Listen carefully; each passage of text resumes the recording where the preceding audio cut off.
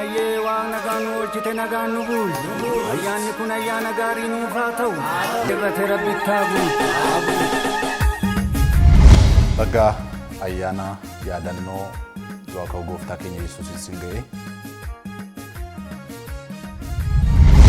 Zooniin diinagdee addaa gadaa zoonii mul'ata guddaa qabatee giddugala diinagdee Afrikaa ta'uudhaaf hojjechaa jirudha. Hojiiwwan ammoo na hojjeteenis investoroota baay'ee simachuu danda'ee jira. Investoroota gara 48 ta'an simatee bu'uuraalee misoomaa garaagaraa diriirsuudhaan zoonii kaayyoo qabate galmaan ga'uudhaaf hojjechaa jiruu fi daandii milkaa'inaa irra jirudha.